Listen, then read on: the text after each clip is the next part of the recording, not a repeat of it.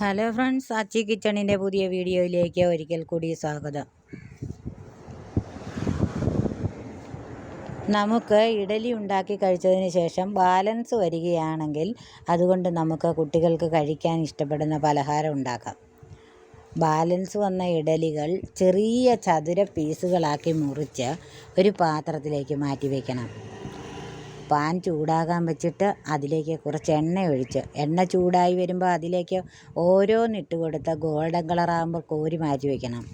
വേറൊരു പാൻ ചൂടാകാൻ വെച്ചിട്ട് അതിലേക്ക് 2 സ്പൂൺ എണ്ണയൊഴിച്ച് 2 സബോള അരിഞ്ഞത് ഇട്ട് കൊടുക്കണം.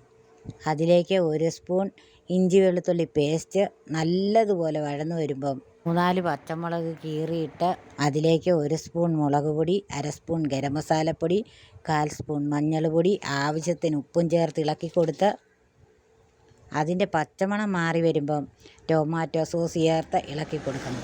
അതിനുശേഷം ഇഡലി കഷ്ണങ്ങളാക്കി വെച്ചത് ഇട്ട് കൊടുത്ത് കുരുമുളക് പൊടി, മല്ലിയിലയുണ്ടെങ്കിൽ അതും ചേർത്ത് ഇറക്കി വെക്കണം. അങ്ങനെ നമുക്ക് ഇഡലി സൂപ്പറായിട്ട് കഴിക്കാം. എല്ലാവരും ഒന്ന് ട്രൈ ചെയ്ത് നോക്കണേ. ലൈക്ക് ചെയ്യാത്തവരുണ്ടെങ്കിൽ ലൈക്ക് ചെയ്യണം, സബ്സ്ക്രൈബ് ചെയ്യാത്തവരുണ്ടെങ്കിൽ സബ്സ്ക്രൈബ് ചെയ്യണം. Thanks for watching.